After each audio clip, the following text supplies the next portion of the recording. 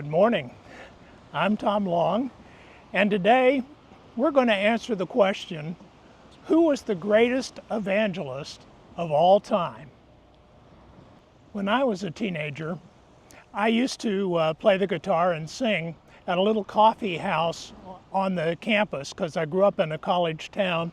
The Catholic Church on campus had a coffee house called the Potter's Cellar, and they would let local artists come in and perform.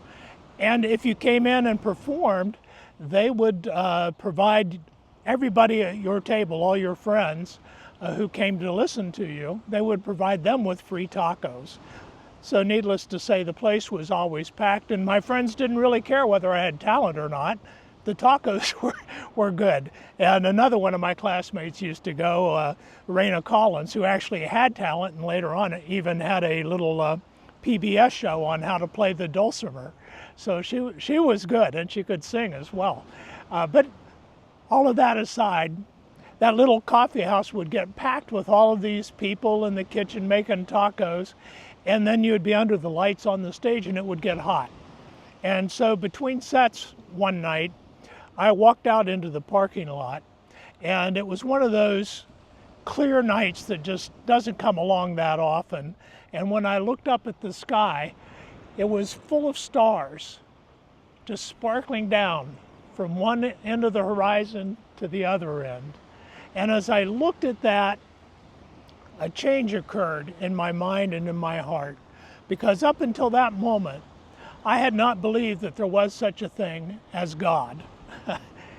I was an atheist. I was into transcendental philosophy, and yet as I stood there and I looked at the expanse of the sky and thought about how vast the universe was, and then how detailed the chemistry and biology of everything that made up the planet and the universe, how detailed all of that design was, I realized this is not something that can happen by chance.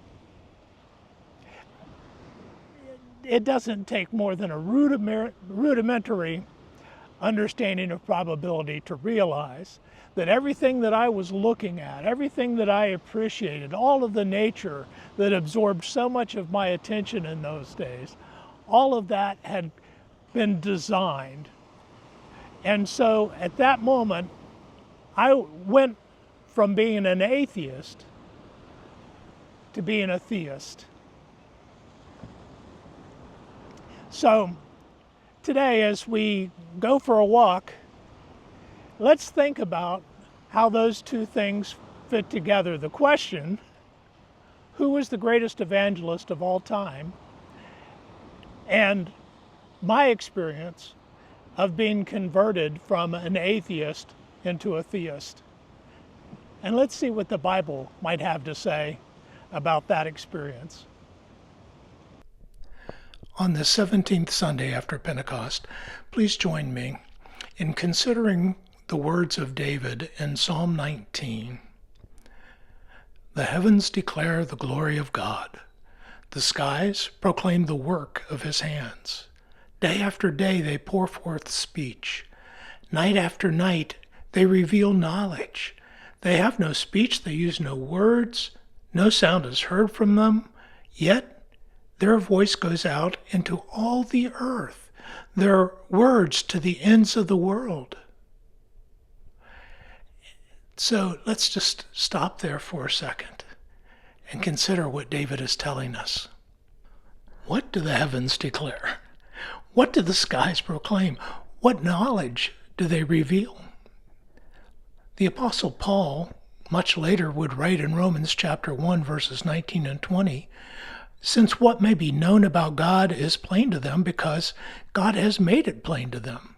For since the creation of the world, God's invisible qualities, his eternal power and divine nature, have been clearly seen, being understood from what has been made, so that people are without excuse. So if we take into consideration what Paul just said, it helps us to understand what it is that the heavens are declaring and the skies are proclaiming, and what knowledge it is that they reveal. God's glory, God's handiwork, knowledge that there is a God and that this God is great and glorious. They don't use speech, they don't use words, and yet everywhere in the world this message is heard and understood when we look in awe out at all of the beauty in nature. That's why my choice for the greatest of all-time witness to God is none other than nature itself. You might say nature is our star witness. As we move from the first 6 verses of the psalm, where David talks about the witness of creation, to verses 7 through 11, we find David changes the words that he uses to describe God. In the first 6 verses, he referred to God simply as God. In the Hebrew, that would be El.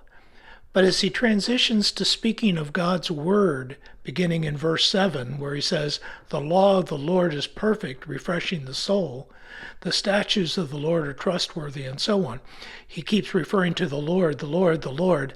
And the word that we're translating the Lord there is in the Hebrew, Yahweh, which was God's covenant name with the people of Israel.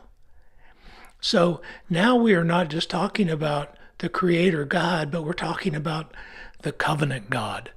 God's word reveals to us who God is and the life-giving, love-sharing, right-living truth about how he wants us to enter into covenant relationship with him. Then as we move to verses 12 through 14, we see how David responded to that. David doesn't look at God's invitation as an unattainable standard, despite the fact that he sees God as being so great and awesome. He recognizes that he falls short in ways his intellect doesn't even fully grasp. He asks for God's forgiveness and God's grace to deliver him from making wrong decisions. This prayer is just so beautiful. Who can discern their own errors? Forgive my hidden faults, he begins. Keep your servant also from willful sins. May they not rule over me. Then I will be blameless, innocent of great transgression. It is by God's grace that he will enter into the covenant relationship with God and God's people. It is a big step to come to an awareness that God exists and that God is greater than we can wrap our heads around. It is with wonder we come to understand through God's word that this great Spirit has invited us into relationship, not only with God, but with one another. And it is with saving faith that we accept that invitation, trusting not in ourselves, but what God can do in us and through us. According to Snopes, there's no basis for the internet claims that the words I'm about to read to you were actually spoken by Pope Francis. But nevertheless, I think that as we think of the covenant community to which the great Creator God invites us to be a part, these words may give us insight into what that community looks like. Quote, "Rivers do not drink their own water. Trees do not eat their own fruit. The sun does not shine on itself, and flowers do not spread their fragrance for themselves. Living for others is a rule of nature. We are all born to help each other. No matter how difficult it is, life is good when you are happy, but much better when others are happy because of you. Lord, as we go out into our lives in your creation, may you make us a blessing to others."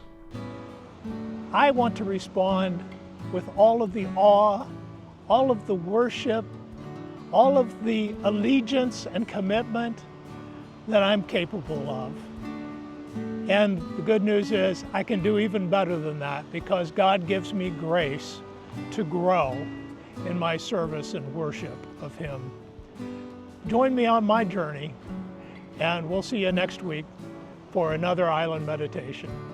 Thank you for being here and sharing your time with me. This is my Father's world, and to my listening